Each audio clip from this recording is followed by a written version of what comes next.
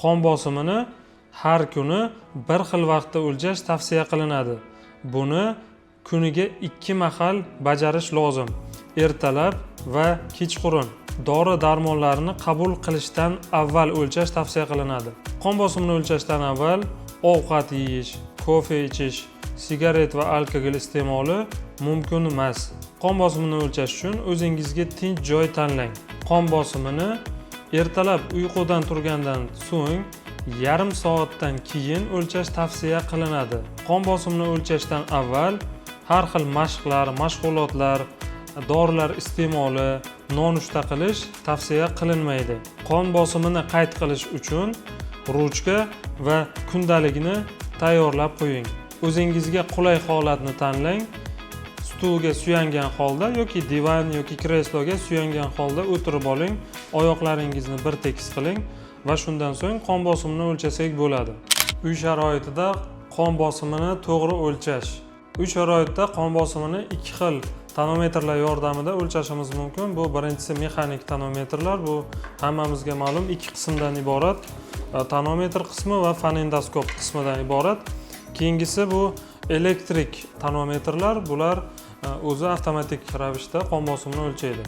Uy sharoitida qon bosimini o'lchash uchun biz odatda o'zimizga qulay holatda stulga o'tirib olamiz va manjeta qismini qo'yib olamiz.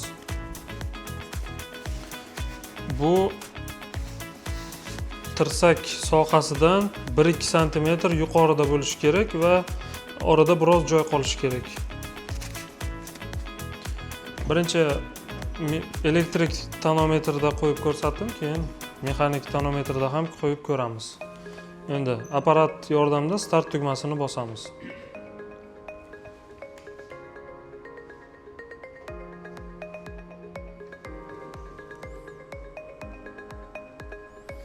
Xo'p, manjeta siqiladi va bu bizni qon bosimimizni o'lchayotganini belgisi hisoblanadi.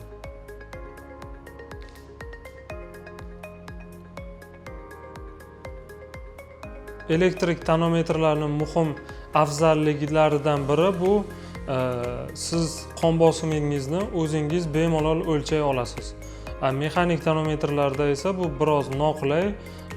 Kimdir hamshira yoki shifokor yoki uy a'zolari, oila a'zolari sizni qon bosimingizni o'lchashga to'g'ri keladi. Hop. Qon bosimini o'lchadik. Endi mexanik tonometrlar yordamida o'lchaymiz.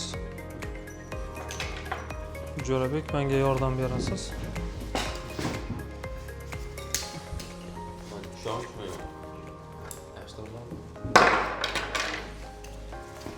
Bu birinchi qismi manjeta.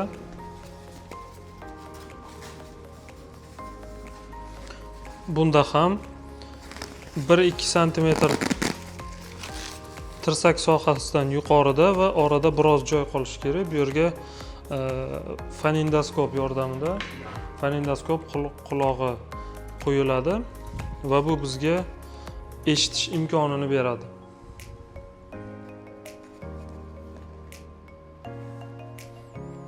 Bunda ham bir xil holatda, erkin holatda o'tirish tavsiya etiladi.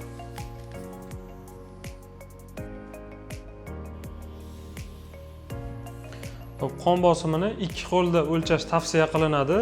Ikkala qo'lda deyarli farq qilmaydi, 5-10 ga farq qilishi mumkin va bu eng baland ko'rsatkich, ya'ni qaysi qo'lda balandroq bo'lsa, shu ko'rsatkich yoziladi.